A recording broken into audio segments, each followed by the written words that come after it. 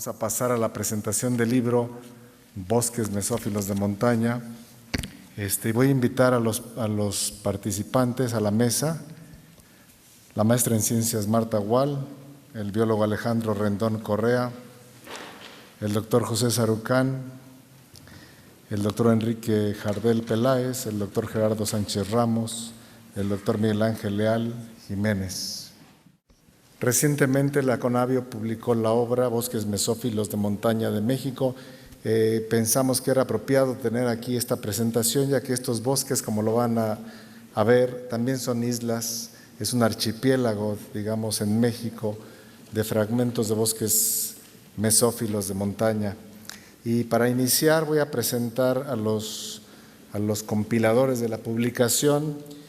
Marta Gual, la maestra en ciencias, es bióloga de la Facultad de Ciencias de la UNAM, estudió la maestría en biología vegetal en la Facultad de Ciencias, trabajó en el herbario de la facultad, en el laboratorio de plantas vasculares, colaborando directamente con la maestra Nelly Diego. También trabajó en el laboratorio de biogeografía de la Facultad de Ciencias con la doctora Lucía Almeida y el doctor Alejandro Velázquez. Colaboró con el doctor Carlos Vázquez Llanes en el proyecto Especies con Potencial para la Restauración Ecológica y asimismo estuvo a cargo de los programas de educación ambiental, producción de plantas en vivero y reforestación de la delegación Magdalena Contreras. A partir de 2001 trabaja en la CONABIO aportando su experiencia en la evaluación de proyectos y revisión de bases de datos y como responsable del proyecto Sistema de Información del Bosque Mesófilo de Montaña en México. Y voy a presentar también al otro compilador, que es el biólogo Alejandro Rendón Correa,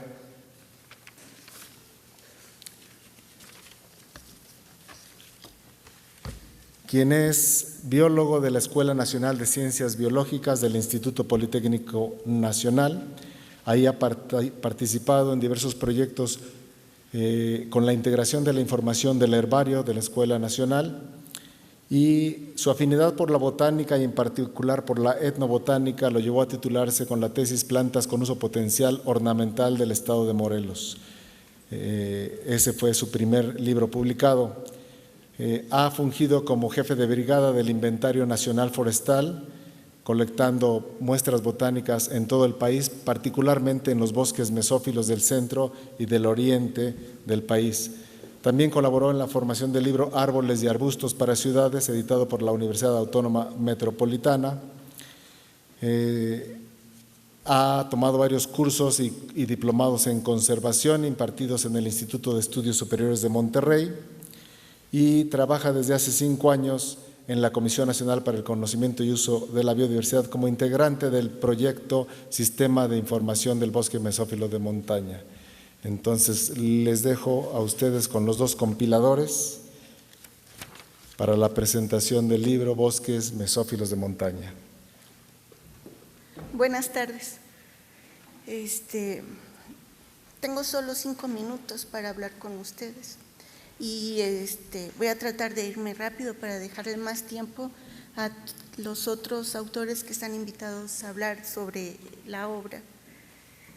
El libro es un producto no planeado, pues se deriva del proyecto Sistema de Información de los Bosques Mesófilos de México, desarrollado en la CONABIO. Dicho proyecto duró 6 años para su consolidación. La información que se compiló y se sistematizó corresponde a todos los resultados y todo lo registrado en publicaciones referentes a plantas vasculares. Las plantas vasculares son las consideradas plantas con flor, las gimnospermas, las pteridófitas y grupos afines a ellas. También se integró la información de los vertebrados terrestres que corresponden a los anfibios, aves, mamíferos y reptiles. Sin embargo, la información contenida en la biblioteca de este proyecto contiene todo lo publicado sobre todos los grupos que han sido estudiados en estos bosques en diferentes regiones del país. Por ejemplo, arañas, escarabajos, hongos, musgos, líquenes, peces de agua dulce, entre otros. Asimismo, de temas diversos como aprovechamiento, deforestación, impacto ambiental, biogeografía, cambio climático, conservación, ecología, manejo, suelos y otros muchos más. De este proyecto pudimos entonces saber dónde estaban concentrados los estudios y quiénes los han llevado a cabo, por lo que quiero mencionar algunas personas que han contribuido en gran parte al conocimiento de estos bosques, los bosques mesófilos de montaña, sin demeritar, obviamente, ningún trabajo y sus autores, pues sería una lista enorme si los mencionara todos. Tenemos al doctor Adolfo Navarro, a la doctora Ana Luisa Santiago Pérez, que está aquí presente, Anthony Challenger, que también aquí está presente, el doctor Daniel Tejero, que también aquí está presente, el doctor Enrique Jardel Peláez, que también está presente acompañándonos, el doctor Gerardo Sánchez Ramos, que también está en la mesa, la doctora Guadalupe Williams Linera, que no está, la doctora Isolda Luna, el doctor Jerzy Rendowski, que no pudo venir porque hicimos un cambio en la presentación del libro y además él ya cuida mucho su tiempo porque está enfermo. El doctor Jorge Meave, el doctor José Luis Villaseñor, el doctor Mario González Espinosa, el doctor Miguel Ángel Pérez Farrera, el doctor Neptali Ramírez Marcial, el doctor Ramón Cuevas, que también nos acompaña. Hay muchos más, pero no puedo mencionarlos todos porque tengo 5 minutos. En cuanto al libro, este fue concebido con la idea principal de poner a disposición de todo el público la información compilada sobre la diversidad de los vertebrados terrestres y de las plantas vasculares, así como documentar la experiencia adquirida al construir un sistema de información biológico, como es lo que hicimos, para acelerar los procesos de quienes quisieran replicar trabajos de este estilo. El primero en su estilo en México, sin dejar a un lado el dar a conocer la información y conocimiento de aspectos de su ecología, manejo y amenazas, a cargo de los mismos especialistas que han trabajado en el país estos temas.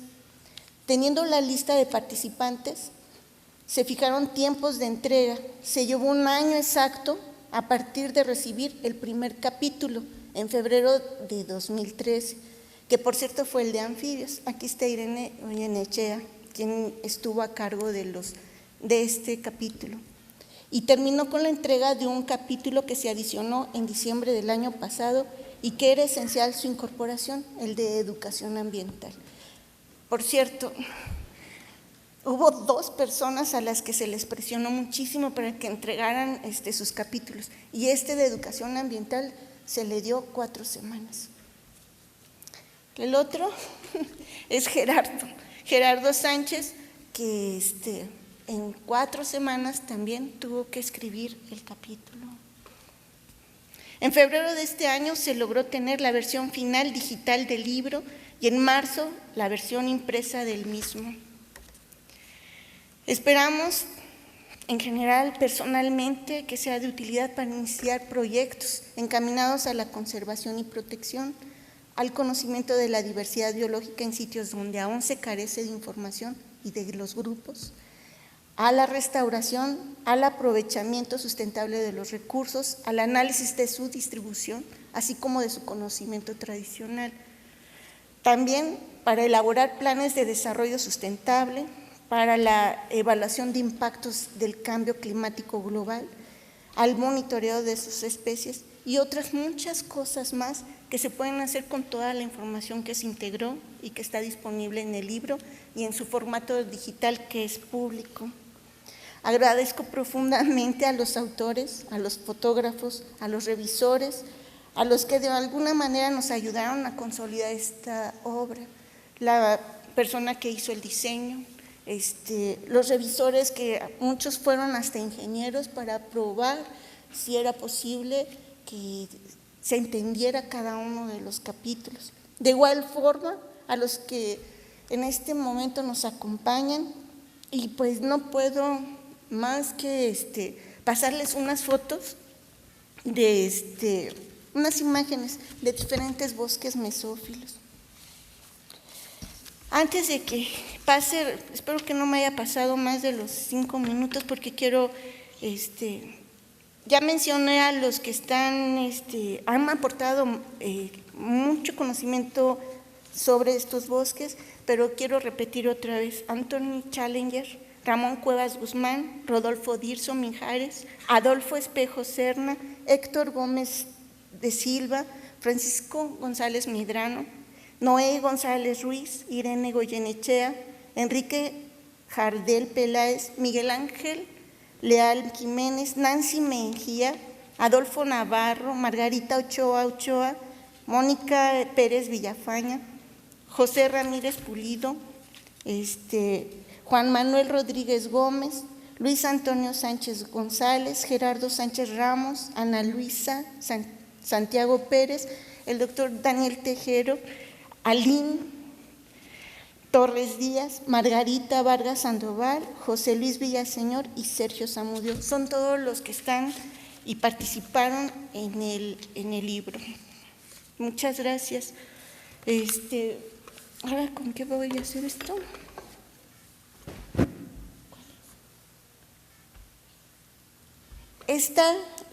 Hubo 4 fotografías que eran probables que se utilizaran para la portada del libro.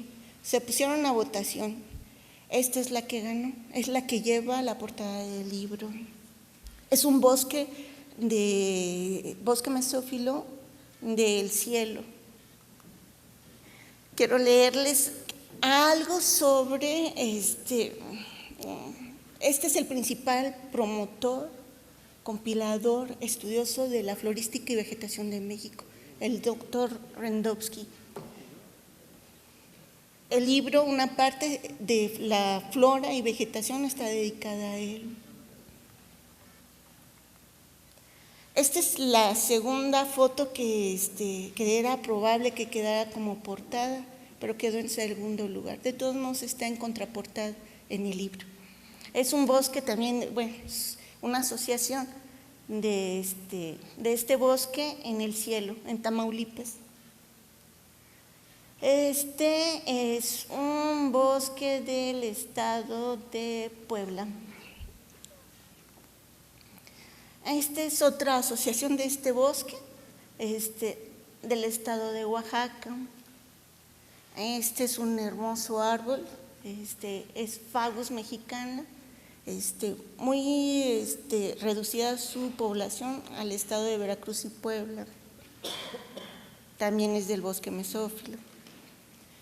Este es del estado de Oaxaca, una aparente asociación atípica porque está expuesta. Expuesta me refiero, es amplio el lugar donde están, no está en laderas como comúnmente encontramos a este bosque.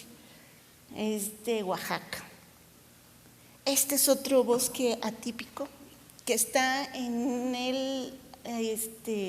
Agua Azul, en la localidad de Agua Azul, en el lago de Sidahuen. Actualmente desapareció porque construyeron una zona residencial. Otra vez es otra asociación en el Bosque del Cielo de Tamaulipas. Y lo único que quiero decirles, que ojalá utilicen el libro, y ojalá no lo pongan como está, en esta forma. Háganlo, utilícenlo, critíquenlo, no repliquen las cosas que ustedes consideran que están mal hechas, actualicen su información, hagan lo que tengan que hacer con ese libro en bien de nuestro país.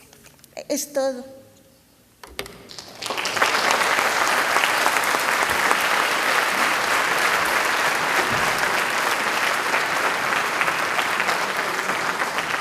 Gracias, maestra en ciencias Marta Gual. Y invitamos ahora al compilador, el biólogo Alejandro Rendón Correa. Gracias. Buenas tardes a todos. Son unas breves líneas también. La CONABIO tiene la misión de realizar actividades dirigidas al conocimiento de la diversidad biológica en México. El bosque mesófilo de montaña, por su alta biodiversidad, por su distribución fragmentada, por sus endemismos, por los servicios ambientales con los que contribuye, es una formación vegetal prioritaria para realizar acciones a favor de su conocimiento.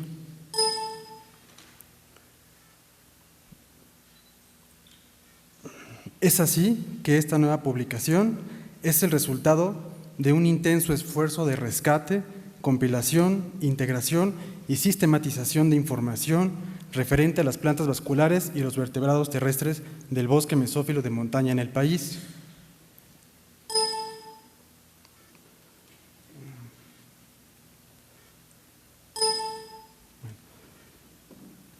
En el libro se proporcionan las listas de las especies de las plantas con flores, licopodios y helechos, anfibios, reptiles, aves y mamíferos con presencia en este tipo de bosque.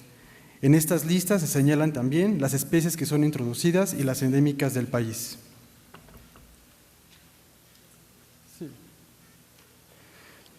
Hagamos un paréntesis para comentar que el apartado correspondiente a la vegetación y diversidad de las plantas vasculares está dedicado al doctor Jerzy Rendowski. Gracias. Tal y como lo redacta el doctor Sergio Zamudio, durante 60 años de intensa labor de investigación, el doctor Rendowski ha hecho una extraordinaria aportación al conocimiento de la flora y vegetación de México. El extenso estudio que ha hecho sobre el bosque mesófilo de montaña de México ha dado a luz abundante información para su conocimiento y comprensión. Por otro lado, los capítulos referentes a los vertebrados terrestres están dedicados a un notable investigador de la fauna mexicana, Óscar Polaco Ramos. En 2 páginas, la doctora Margarita Vargas Sandoval nos relata que el maestro Polaco fue un naturalista.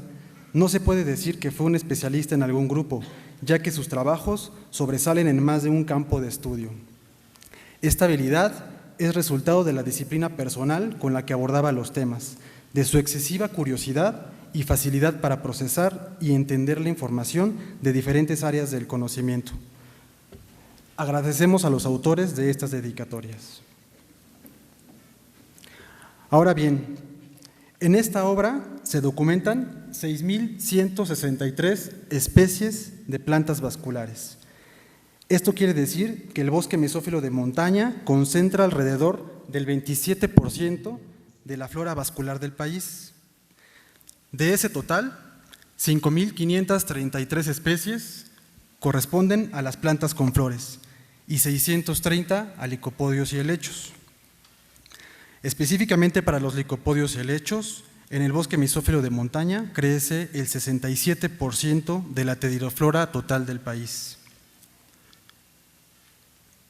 En cuanto a la diversidad de vertebrados terrestres, se documentaron 183 especies de anfibios que corresponden al 48% respecto al total registrado para México.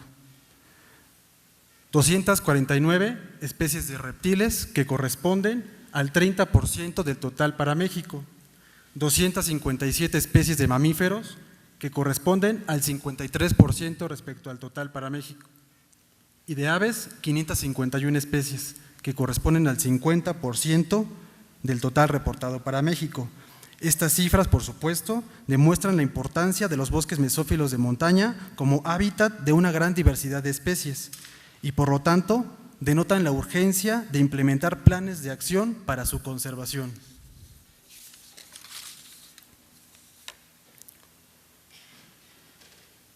En la obra se presentan diversos mapas de distribución de los grupos de plantas vasculares y vertebrados terrestres en los bosques mesófilos. Al respecto, cabe señalar que este tipo de bosque se distribuye en por lo menos 21 de las 32 entidades del país. Con la información en los diferentes capítulos es posible detectar los posibles vacíos de información donde se deben enfocar esfuerzos para el conocimiento de la biodiversidad en estos fragmentos de bosque mesófilo. La obra es fuente de información actualizada para diferentes sectores de la sociedad, tanto en el ámbito académico, gubernamental y el público en general. Por ello esperamos que esta obra sea modelo para replicarse con otras formaciones vegetales de México. Por su labor y resultados, la CONABIO es reconocida como una de las mejores instituciones de su tipo en el mundo. Este libro es un producto ejemplo de las capacidades y el compromiso que la Comisión tiene con la biodiversidad mexicana, específicamente facilitando el acceso a la información sobre diversidad biológica. Es así que este libro es un gran logro para la Conavio y para todos los mexicanos. Es satisfactorio dar a conocer este logro a la sociedad en general, porque es una muestra de lo que es posible realizar gracias al esfuerzo conjunto de todas las personas interesadas en el tema. Es por eso que agradecemos nuevamente a todos los colaboradores de esta obra. Asimismo, hacemos un reconocimiento muy especial a la maestra en Ciencias Marta Gual Díaz, porque gracias a su experiencia y dedicación fue posible construir y culminar con éxito este proyecto. Esperamos que esta demostración de esfuerzos sirva para sensibilizar a todos los mexicanos de la importancia de conservar el patrimonio natural de México, en este caso, del bosque mesófilo de montaña. Invitamos a todos a continuar con dedicación, pasión y esfuerzo el trabajo que cada quien, con su experiencia y conocimiento, hace posible estos éxitos. Muchas gracias.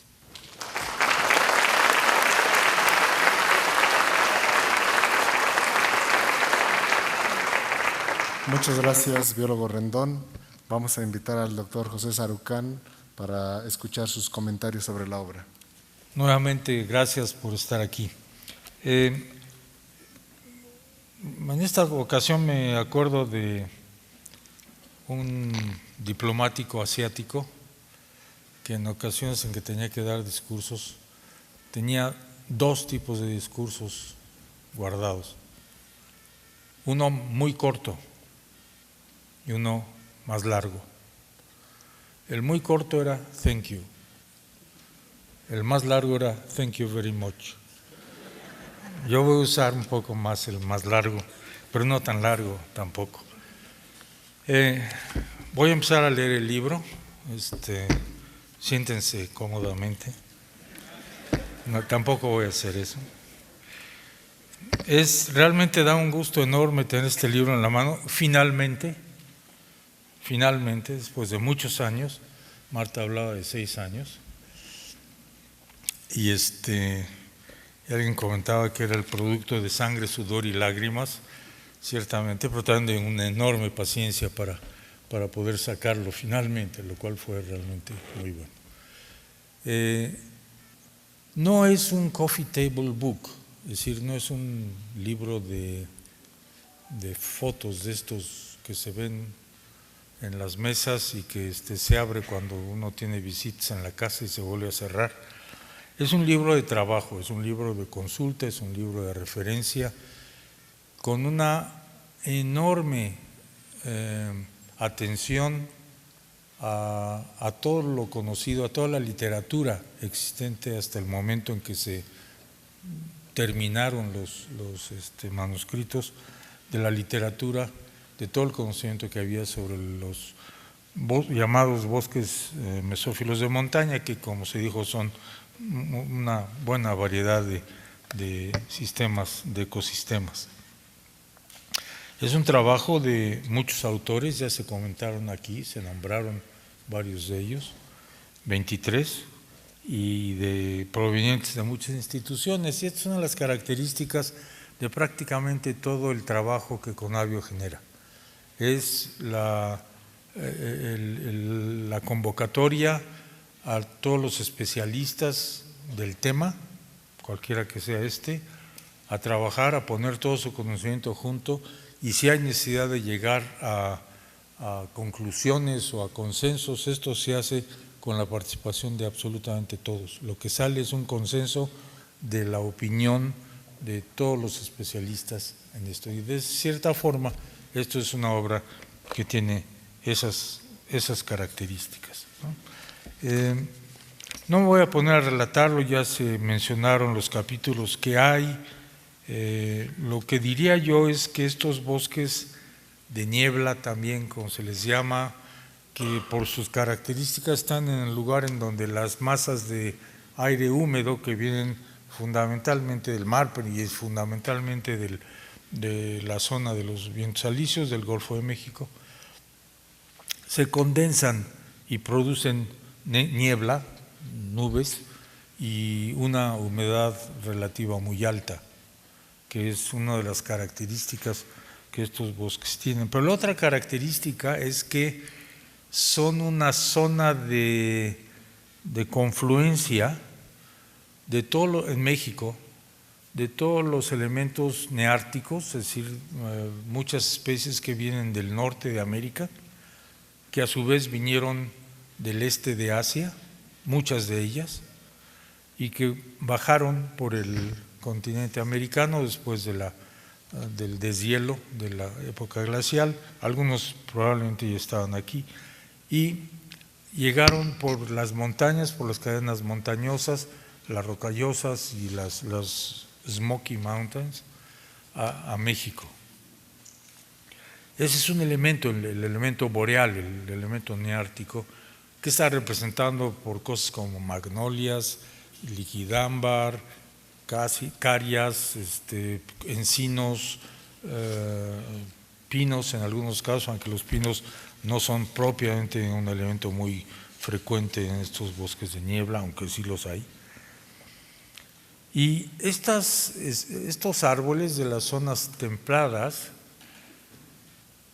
generan unas condiciones de bajo en el sotobosque, es decir, en la parte baja a la sombra de estos árboles, que es aprovechado y utilizado por un montón, prácticamente casi exclusivamente por elementos tropicales que trepan de las montañas, y entonces se vuelve una especie como de invernadero, permítanme el símil, de elementos boreales cubriendo a elementos tropicales, y el conjunto se vuelve realmente un sistema extremadamente rico de especies. Y lo mismo pasa obviamente no solamente con las plantas, sino también con muchos de los organismos animales que viven y que utilizan ese sistema. Esto es una de las características que hace a estos sistemas particularmente interesantes. Yo no sé si han estado ustedes, si han estado en Fortín de las Flores o en Huatusco o en estas zonas de Veracruz, por ejemplo, o la Sierra Juárez de Oaxaca o el Cielo en Tamaulipas, saben de lo que estoy hablando, de este ambiente extremadamente húmedo, casi permanentemente saturado en el aire, no siempre, pero varía de zona a zona, que realmente permite la presencia además de una gigantesca cantidad de especies epífitas que viven en ese ambiente húmedo encima de los árboles y que hacen también de esta una zona de enorme riqueza de estos grupos, particularmente orquídeas, bromeliáceas, aráceas, etc. Este es un sistema que además de esa riqueza de plantas y de organismos, y si ven el libro verán los porcentajes tan altos que hay de los diferentes grupos en este sistema: 55% por ejemplo para reptiles, 40% para los mamíferos que están del país, que están en este sistema. Tienen una característica muy especial, son zonas, es una franja muy delgadita que está a lo largo de la Sierra Madre Oriental, y otra franja aún más delgada y más discontinua que está a lo largo de la Sierra Madre Occidental, un poco a lo mejor en el eje neovolcánico, depende de la laxitud con la que uno califica estos sistemas. Por su posición ahí son sistemas que juegan un papel importantísimo en la retención de la humedad y de la lluvia. Y quiere decir esto en la capacidad de percolar el agua de lluvia a los mantos freáticos por el amortiguamiento que la masa vegetal genera, y la provisión de agua potable para las zonas bajas, yo diría que ambas vertientes de estas sierras.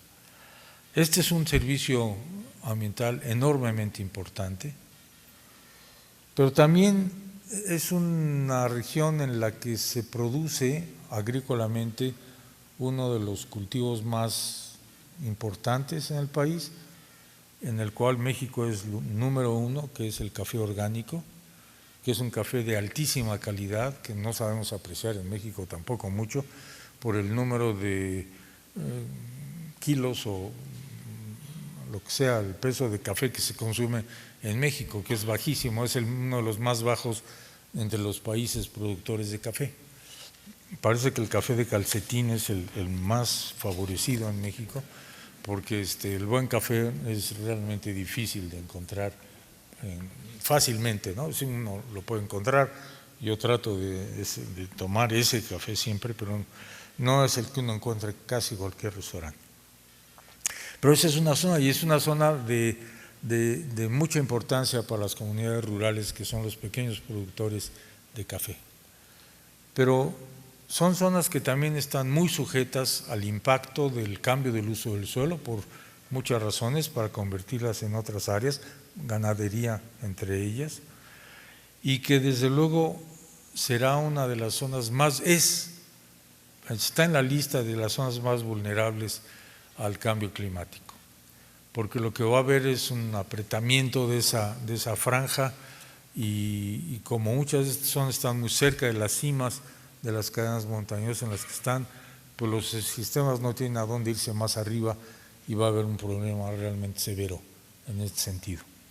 Necesitamos entenderlos mejor, saber cómo incluso podríamos encontrar maneras de encontrarles corredores que puedan ayudar a la migración de muchas de las plantas y a la migración de los animales que están ahí, entre ellos muchos anfibios y pequeños reptiles, salamandras, por ejemplo, que son muy abundantes. El libro sirve justamente para eso, y como Marta muy adecuadamente decía, se esperaría que fuese este libro una inspiración, un elemento, un libro de toma de referencia para muchos investigadores jóvenes que empiecen su trabajo en sus carreras profesionales, ¿no? Una de las características que hay también con los libros de Conavio es que siempre van acompañados de una enorme cantidad de información que simplemente es inapropiado imprimir, porque acabaríamos con volúmenes realmente inmanejables de tamaño, pero que permiten a los que están interesados adentrarse, por ejemplo, en una gran cantidad de la parte de la literatura que muy concienzudamente se ha recopilado. Esto es, yo creo, que uno de los elementos que más tiempo consumió en la elaboración del libro para que finalmente estuviera listo para salir. Yo quiero felicitar desde luego a todos los que participaron, a los 23 autores, a los 2 coordinadores, pero muy especialmente a Marta por su trabajo dedicado, serio, y que finalmente pudimos tener este bebé fuera de un vientre de muchos años, para uso de la sociedad mexicana, para uso de quienes están interesados en el conocimiento de la diversidad biológica de México, pero también esperanzadamente para quienes quisieran tratar de que estos sistemas tan importantes ecológicos puedan mantenerse y usarse indefinidamente para el futuro, o también para encontrar formas de ayudar a que los efectos del cambio climático que los vamos a tener tengan el menor impacto negativo sobre ellos. Felicidades a todos, felicidades a los autores, y nuevamente felicidades a los 2 coautores, y particularmente desde el punto de vista de Conavio a Marta Gual por este esfuerzo. Gracias.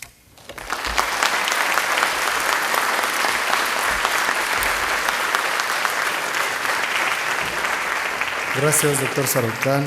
Vamos a invitar al primero de los autores que están presentes. Él viene de Jalisco, el doctor Enrique Jardel Peláez. Él trabaja en el Instituto Manantlán de Ecología y Conservación de la Biodiversidad y en el Centro Universitario de la Costa Sur de la Universidad de Guadalajara. Bien, buenas tardes o ya casi noches.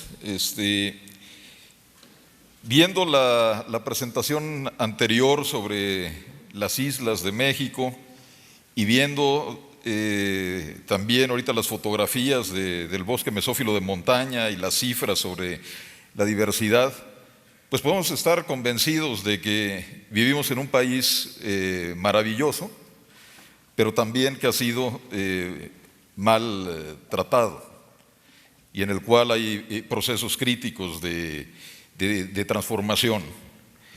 Los que tenemos la fortuna de trabajar en lugares como las montañas o las selvas, los bosques, las islas, las costas de este país, pues sabemos las maravillas que hay en el territorio nacional, la importancia que tiene conservarlas, pero no toda la gente lo sabe. No toda la gente en la calle o en las escuelas, donde si vemos, por ejemplo, la mayor parte de las escuelas donde se enseñan cosas como leyes, administración, economía, y de donde salen después la mayor parte de los funcionarios, de los políticos, de los tomadores de decisiones, de los empresarios, pues no ven en su currículum biología, ecología, física, y por lo tanto no entienden muchas de las cosas fundamentales del mundo donde viven, y entonces creen en una serie de ficciones económicas, por ejemplo. Y es aquí donde es fundamental que existan libros como los que se están presentando aquí, porque aportan ese conocimiento que nos ayuda a valorar lo que tenemos.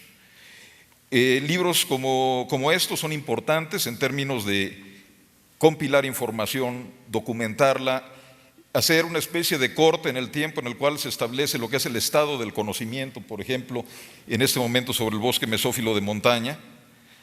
Y esta evidencia, esta documentación es importante para la continuación de la investigación en el futuro, pero también es un material clave de enseñanza, un material clave de divulgación, y conocer es fundamental para valorar y para tomar buenas decisiones.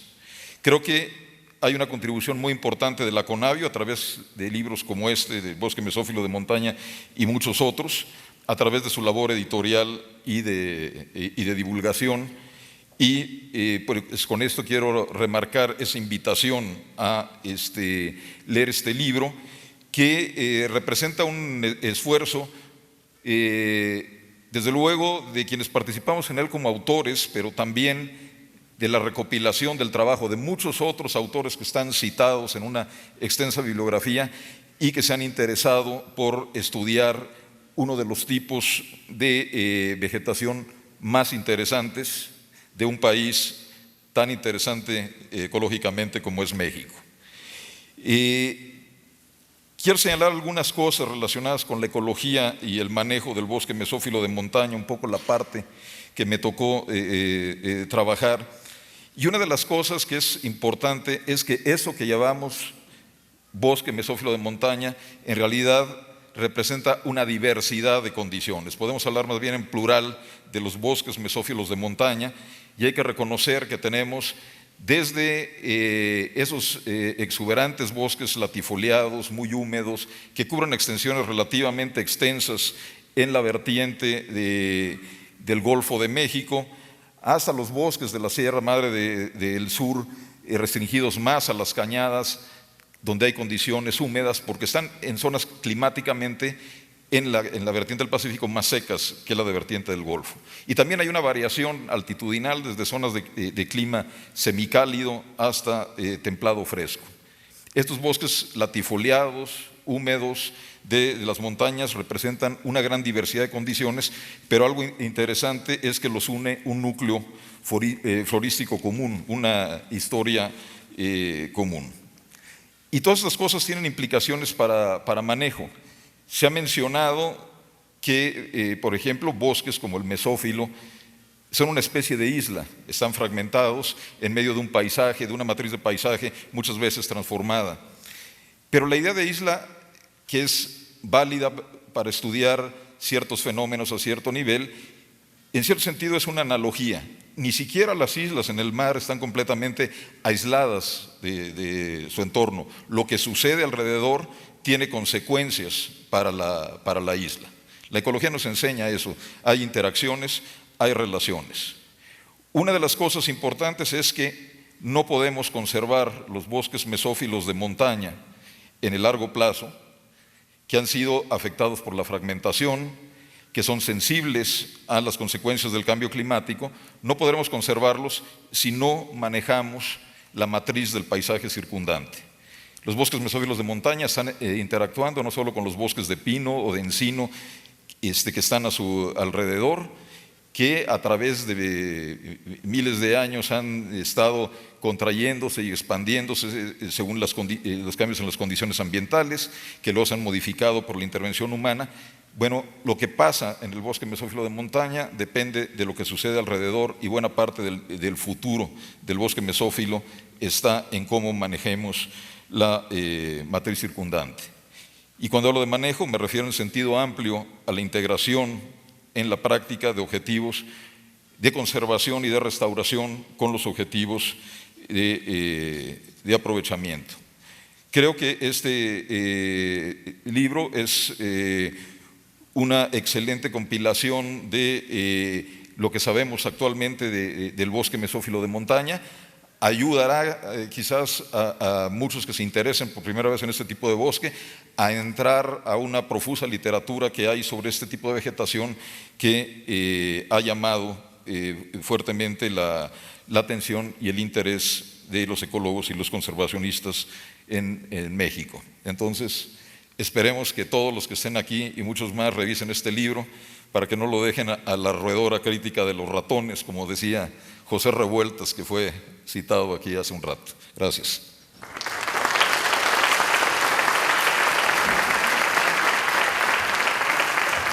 Mil gracias, doctor Enrique Jardel. Vamos ahora a la otra vertiente, a Tamaulipas, y nos va a dar sus palabras el doctor Gerardo Sánchez Ramos, que viene del Instituto de Ecología y Alimentos de la Universidad Autónoma de Tamaulipas.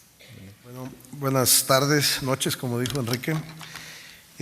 Antes que nada, empezaría yo agradeciendo profusamente la invitación que se nos hizo a Rodolfo Dirso y a un servidor para participar en esta obra. Y agradezco mucho a Marta Agual, a Alejandro Rendón, y quisiera dar un reconocimiento verdadero a la Conavio. Lo que he conocido de Conavio es un grupo de jóvenes dinámicos, viejos sabios, expertos, y es algo que realmente debe ser, y hay que decirlo, un orgullo de país, porque ese orgullo de país nos debe de aliviar algo del dolor de patria que tenemos. Eso definitivo. Bueno, el bosque mesófilo de montaña como un ecosistema prioritario amenazado fue un tema que desarrollamos Rodolfo Dirso y yo.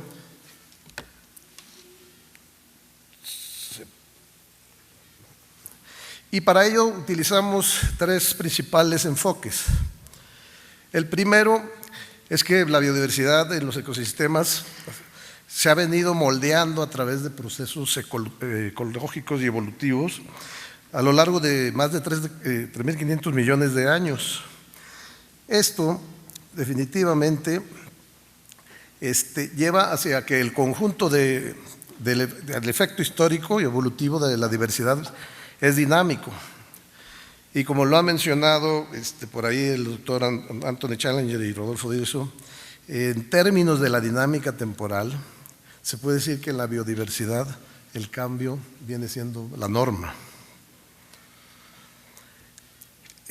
Pero también tenemos que la diversidad se encuentra amenazada por numerosas actividades antropogénicas, a tal punto que se ha llegado a proponer que nuestro planeta ha entrado en una era distinta, diferente, que se ha reconocido como el antropoceno. Y si se fijan bien aquí en la laminilla, estamos viendo vuelos aéreos, redes terrestres, redes marítimas, y prácticamente el planeta está rayado, trazado, interactuando de muchas formas, depredando de otras tantas, Entonces, con todo esto estamos pensando y queriendo hacer conservación biológica en sitios tan vulnerables como es el bosque mesófilo. Entonces, para analizar este aspecto de las amenazas que tiene este sistema, lo que hicimos fue primero ver qué había escrito, qué se había hecho con anterioridad, y vimos que la CONABIO tenía ya algo sobre impactos de la corriente destructiva del antropoceno, que en el año 2000 realizó una evaluación de los ecosistemas. Entonces, ahí ellos enfatizan sobre las consecuencias en los cambios de los ecosistemas y llegan a 4 conclusiones principales. La primera de ellas es que en los últimos 50 años los ecosistemas se han ido transformando de una forma más rápida y con mayor extensión. La segunda es que se han modificado, que esta modificación ha contribuido a obtener considerables beneficios económicos, obviamente, para el bienestar humano y el desarrollo. Pero estos beneficios han llevado hacia un creciente costo de degradación de muchos servicios ecosistémicos. Entonces, por ejemplo, con el agua, ¿no? Los economistas ambientales dicen, hay que ver no cuánto cuesta tener agua, sino cuánto cuesta no tener agua. Ese es un enfoque. Otro es que la degradación de los servicios ambientales se puede incrementar considerablemente durante la primera mitad del presente siglo.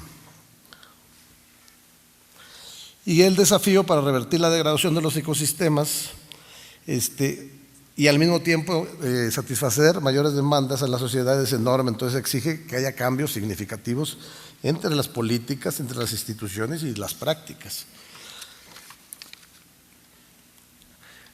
Las principales amenazas del bosque mesófilo a nivel global han sido consideradas como la deforestación, el cambio climático, la sobreexplotación de recursos, las especies exóticas invasoras, la creación de caminos nuevos, y ha habido variados tipos de desarrollo industrial, tales como la minería, la tala de bosques, incluso para el cultivo de drogas. Con este antecedente tuvimos que planear cómo iba a ser el capítulo. Y para planear cómo iba a ser el capítulo, pues plasmamos una serie de apartados y subíndices donde consideramos el bosque mesófilo en una perspectiva primero global. Es decir, hay un apartado que habla de los bosques en el mundo, la superficie forestal global total. Después, la superficie del bosque mesófilo de montaña, o lo que se entiende de él a nivel global, las amenazas globales que tiene, los cambios de uso de terreno y la cobertura por consecuencia de la deforestación, así como el cambio climático. Un segundo apartado es el que el bosque mesófilo, pero ya en una perspectiva nacional, donde llegamos a hacer estimaciones de la superficie remanente del bosque mesófilo en México, el potencial de conservación de la biodiversidad, del bosque mesófilo a la luz del impacto antropogénico, la biodiversidad, las especies endémicas, para finalmente llegar hacia las amenazas del bosque mesófilo, las especies amenazadas, vulnerables y en peligro de extinción, la fragmentación del hábitat, el cambio climático y su impacto sobre el bosque mesófilo en México, especies nativas exóticas y terminando con la sanidad forestal. Finalmente se llevan a cabo unas consideraciones sobre las amenazas de la vulnerabilidad de este ecosistema. Por esos días, precisamente por esos días de noviembre, Hansen y con los colaboradores sacaron un extraordinario artículo en la revista Science que incluye un mapa global de cobertura, pérdida y ganancia forestal a nivel planetario.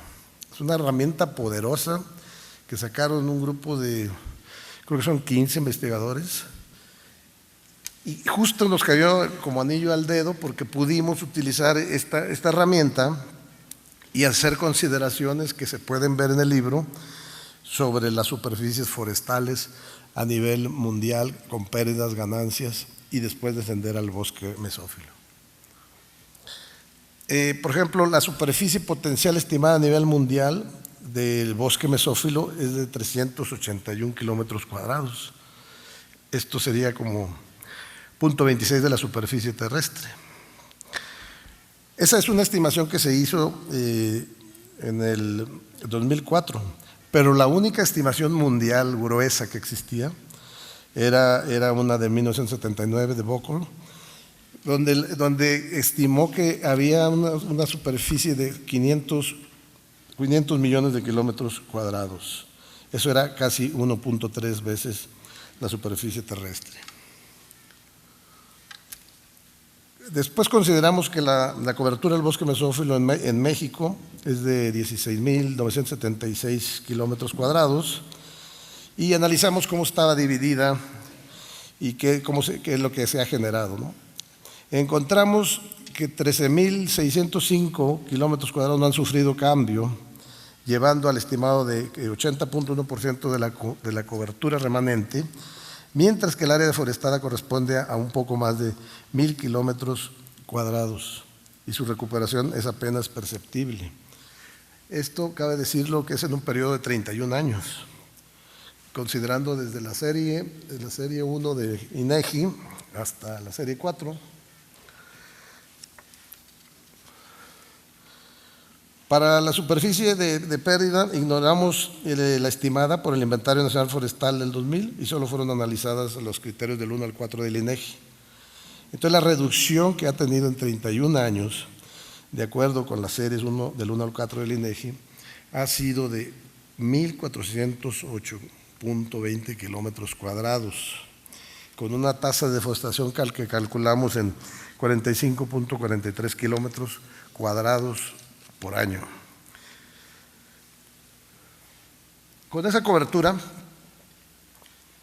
el bosque mesófilo aporta cerca del 10% del total de las especies de plantas vasculares de la flora de este país. Esto es una contribución que es muy superior de lo que cualquier otro tipo de vegetación ocurre en México. Pero más allá de eso, destaca que ese porcentaje, se estima que el del 30 al 35% de las especies de los bosques mesófilos son endémicas a los mismos. Entonces tenemos un verdadero problema. Territorio reducido, riqueza biológica alta, endemismos altos. Y ahorita veremos que también el segundo problema es que aparte de los endemismos, son las amenazas a esas especies. Por ejemplo, en las especies epífitas, esas bromelias que nos hablaba el doctor Saucán, que con la neblina que se forma y que prácticamente están los bosques llenos de epífitas, que hasta llegan a quebrar las ramas de los árboles del peso, contribuyen, son cerca del 25% de las especies que capturan agua proveniente de la neblina. Entonces la neblina es conocida como la lluvia horizontal.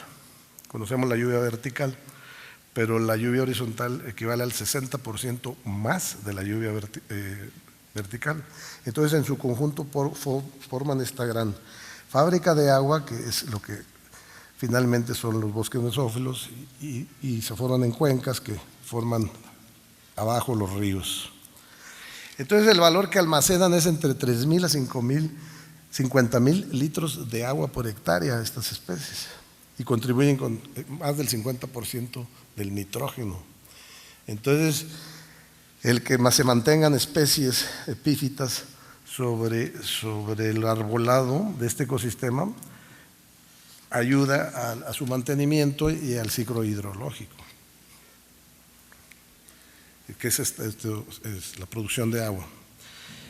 Entonces les decía que el número de especies es alto y el endemismo es también alto, pero hay especies bajo protección especial.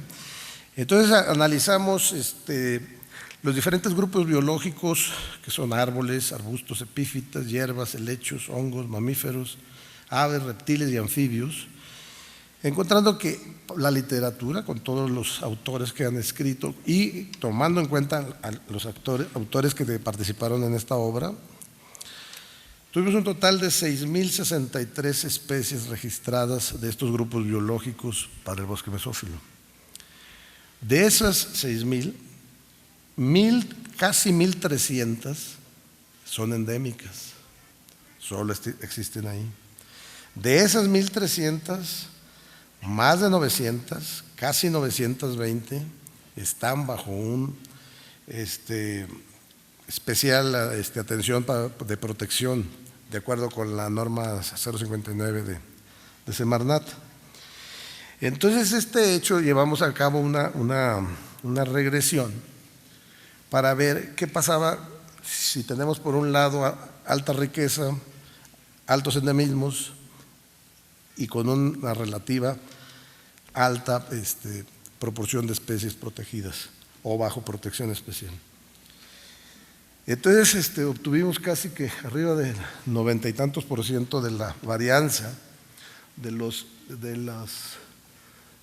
endemismos, de las amenazas, se debe a que las especies son endémicas.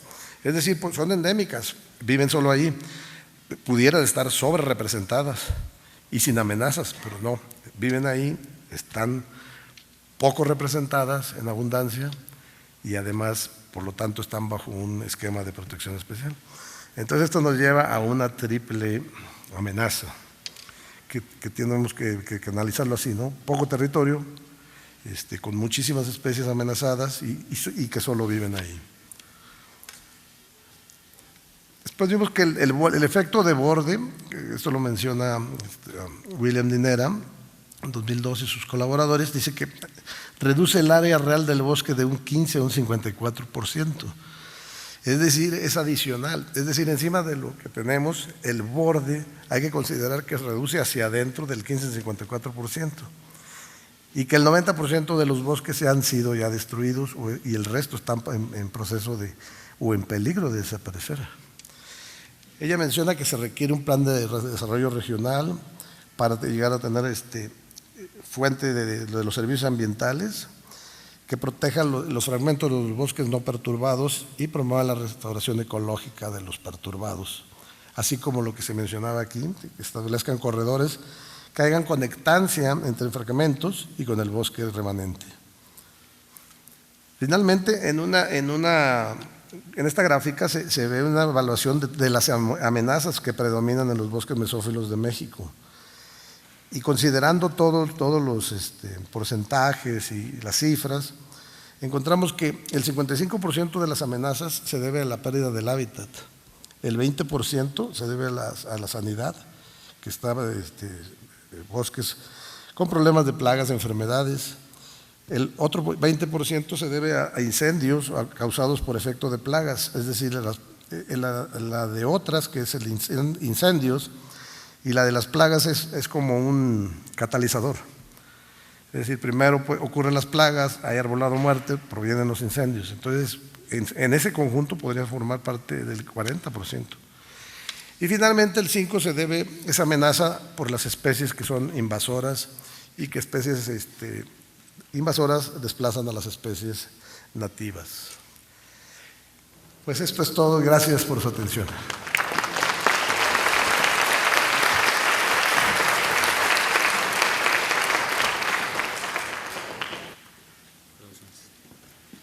Gracias, doctor Gerardo Sánchez Ramos. Vamos a invitar ahora al doctor Miguel Ángel Leal Jiménez. Él viene de la Alianza por un Planeta Verde, Asociación Civil.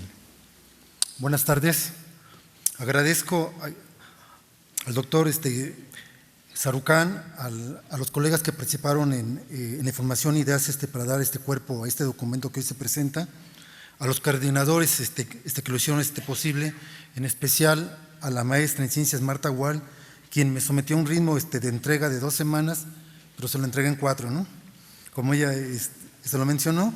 Y el día de hoy, cuando llego aquí, me dan 5 minutos, espero hacerlo en 10, porque bueno, siempre es el doble, ¿no? de tiempo, ¿no? Bueno, mi primera reacción cuando me pregunté, cuando se me invitó a escribir este capítulo fue qué escribir sobre los bosques mesófilos de montaña en educación ambiental, si hacer un análisis de las propuestas aplicadas en estas regiones, de su impacto de su evaluación, pero me encontré de que había muy pocos procesos sistematizados, que la información era incipiente y que, bueno, y que esto me llevaría más de 2 semanas a analizarlo y concretarlo, ¿no?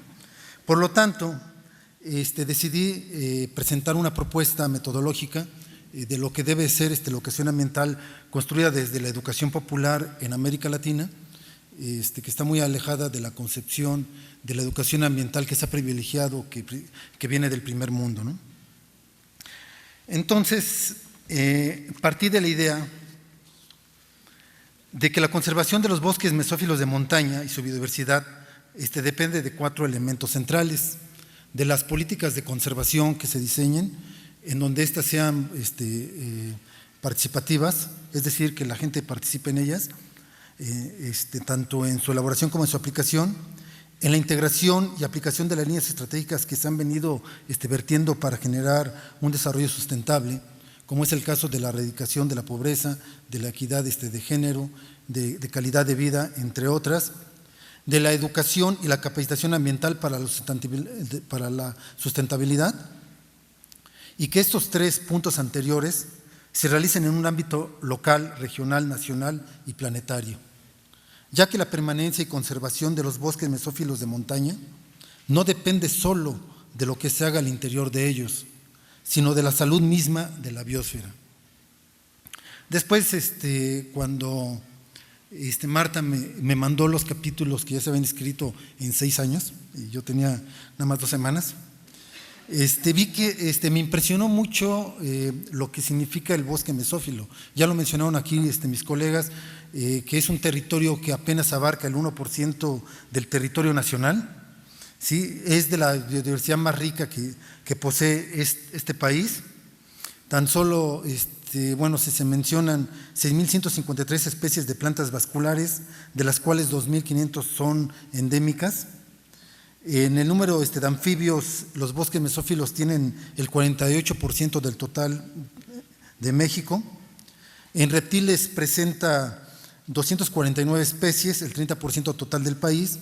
En cuanto a las aves, 298 especies, el 28%. Y aquí lo impresionante lo que se me hizo impresionante fue en el caso de los mamíferos, ya que estos bosques mesófilos tienen el 50% de endemismos a nivel nacional, de especies únicas, ¿no? Con 85 especies endémicas. Bueno, estos porcentajes, tanto de cobertura, el 1%, de biodiversidad como endemismos, hacen que los bosques mesófilos de montaña sean únicos en el país y prioritarios para su conservación. Además de ser creadores de vida, son creadores de cultura, de diversidad cultural, la cual al igual resulta prioritaria de conservar y proteger, pues ellas tienen saberes de manejo ancestral de los ecosistemas, entre otros aspectos. Bueno, Ok, eso fue lo que mencioné ahorita, ¿sí? Los problemas dentro de los bosques, como menciona Víctor Manuel Toledo, es que también dentro de ellos, como en todos los ecosistemas, se dan los proyectos de muerte, como el caso de las mineras, ¿sí? También son objetos de la minería a cielo abierto, o si no dentro de ellos, sí cercanos a ellos, lo que provoca la devastación, ¿no? Estos proyectos de muerte laceran la cultura, laceran la soberanía, envenenan el agua, destruyen la cultura también, ¿no? Aunado a lo anterior, igual de peligroso es la desarticulación de los pueblos bajo intereses económicos, la división comunitaria, la pérdida de identidad, el dominio de una cultura ajena que se impone día a día, creando un cambio de valores. El conformismo es una realidad que lacera, entre otras cosas. Bueno, ¿qué hacer bajo un escenario que resulta sombrío a nivel local, regional, nacional y planetario? La respuesta es la organización del poder social. Un poder que nos sirva para generar un desarrollo local, el fortalecimiento del tejido y el capital social, la creación de redes comunitarias para la defensa y el desarrollo sustentable de sus territorios, la creación de de conservación más incluyente en su generación la creación de políticas de conservación más incluyentes en su generación y aplicación, el abatimiento de la pobreza extrema y la injusticia social, entre muchas otras cosas. Ante este marco de problemas y soluciones, la educación y la capacitación ambiental juegan un papel fundamental que, si bien no son la panacea para aliviar los problemas y conflictos ambientales, sí son el piso en donde se generará una conciencia local y planetaria que cambie el sentido de mundo tal y como hoy lo conocemos.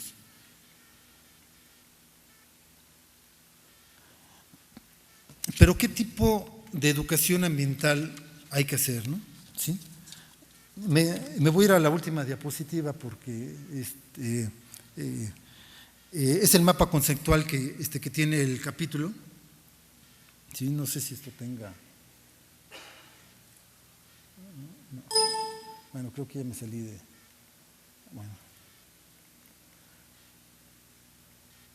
Bueno, tenemos una crisis de civilización que se expresa en una crisis ecológica, que se expresa en una crisis política, si no me creen, lean los periódicos, ¿no? Que se expresa en una crisis social, de valores, ¿sí? Tenemos una crisis que permea todo, ¿no? Para esto, desde 1992 se puso en relieve la concepción del desarrollo sustentable, hoy es sustentabilidad, y bajo esto el esquema principal que se dio a partir de 1992 fue la educación ambiental como la herramienta que creara este piso de conciencia que tenemos que generar para poder trascender esta crisis ambiental. Existen diversas concepciones de educación ambiental, ¿sí? Estas responden a intereses económicos, ideológicos y de práctica. Generalmente, para no abarcar todas estas concepciones que hay, las aglutino en tres centrales. La primera de ellas es la educación ambiental ecológica o biologicista, como la han llamado, que es aquella educación que nos da información y pretende crear conciencia sobre las especies y los ecosistemas. Es decir, se preocupa por el delfín, se preocupa por las aves, se preocupa por la flora, etcétera, los ecosistemas en general, pero no hace una crítica profunda al modelo económico o político que tenemos. El segundo tipo de educación es la educación ambiental para la conservación, que a su vez suma a la educación ambiental ecológica. La educación ambiental para la conservación también se preocupa por los ecosistemas y sus especies, pero también hace énfasis en los recursos, en la separación de los desechos, el hacer composta, el cuidar la gasolina, la energía eléctrica, entre otras cosas, ¿no? Estos dos tipos de educación, estas dos visiones de educación ambiental son generalmente apolíticas en el sentido de una transformación del sistema socioeconómico. No son suficientemente pedagógicas para la transformación. Su hacer se caracteriza más por la información y comunicación que por la formación individual y colectiva. Y por lo común su conceptualización proviene de los países del primer mundo. Con este tipo de educación no se alcanza la sustentabilidad. Entonces, ¿cuál tipo de educación es? La educación ambiental para la sustentabilidad principalmente se ha construido desde el tercer mundo, desde la educación popular en el caso de América Latina, y suma a la educación ambiental ecológica, es decir, también se preocupa por las especies y los ecosistemas. Suma la educación ambiental para la conservación, sí, también se preocupa por la energía eléctrica, los recursos como el papel, etcétera, sí, la separación de los desechos, pero su principal objetivo es el desarrollo integral del ser humano. Parte de la realidad ambiental de sus destinatarios, analizándola desde la dimensión ambiental, la cual está conformada por 4 ejes, que es lo ecológico, lo político, lo económico y lo sociocultural, lo cual se expresa en una complejidad ambiental. Es decir, no es tan simple realmente hacer educación ambiental. Les puedo decir que más del 80% de los programas de educación ambiental han fracasado en América Latina por no tomar en cuenta estos procesos complejos. Esta educación ambiental hace una crítica profunda al modelo económico neoliberal y a la sociedad industrial y sus valores, tiende a la sustentabilidad. Tiene una formación ética y valoral, busca formar a un individuo íntegro, ¿sí? En diversos valores, en los valores universales, en el amor, la paz, la honestidad, la solidaridad, la cooperación. Para conformar esta sociedad sustentable, una de sus principales características es crear comunidad donde se ha perdido, rescatar comunidad donde se está perdiendo y reforzar los procesos comunitarios que existen. Esto porque la comunidad tiene su sentido de vida, su propio sentido de vida. En una comunidad el individuo habla, expone lo que le interesa, pero es la comunidad la que decide. Tiene poder político, ¿sí? Puede generar transformación en las comunidades y por eso es crear estas redes sociales, de poder social, porque solamente con ellas podremos hacer frente a este desafío que es crear la sustentabilidad. Como conclusión, porque ya me están aquí diciendo acerca del tiempo, sí, quiero mencionar que en lo nacional, México debe transitar hacia una sociedad sustentable en términos de manejo de recursos, pero también en la formación de individuos y colectivos con una grandeza espiritual y ética, ya que solo ello nos hará no solo trascender hacia la sustentabilidad, sino que nos permitirá evaluar aquellas políticas que laceran nuestro patrimonio y cultura, que empobrecen, que debilitan, por lo que la educación ambiental construida desde nuestro contexto cultural debe ser impulsada dentro del marco de las políticas educativas locales, regionales y de nación como ejes transversales dentro de lo formal, lo no formal y lo informal. Solo así tendremos un pueblo fuerte, organizado y en constante lucha por ser cada día mejores en el respeto a la vida, a otras culturas y a uno mismo. Conservar y proteger los bosques mesófilos de montaña es una lucha por la conservación de la misma biosfera y es una lucha de cambio del modelo económico, político y social que nos ha conducido a la crisis de civilización y también es una lucha por el rescate de la diversidad cultural que los pueblos ancestrales, de los pueblos ancestrales que han habitado estos ecosistemas. Es decir, es un cambio de paradigma del desarrollo, lo que se traduce en un cambio de conciencia ambiental, formando individuos y colectivos planetarios que sean capaces a su vez de luchar por la sustentabilidad local, regional y mundial, que formen redes de acciones internas y externas a los bosques mesófilos de montaña, que generen procesos democráticos participativos, que sean solidarios en la construcción de un mundo mejor para todos, lo cual aún es posible. Les agradezco la atención.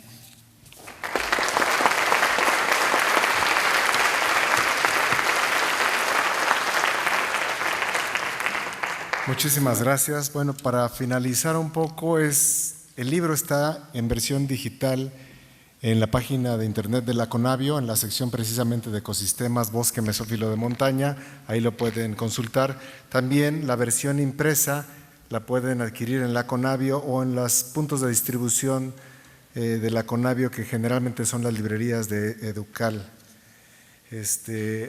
Muchísimas gracias por su presencia.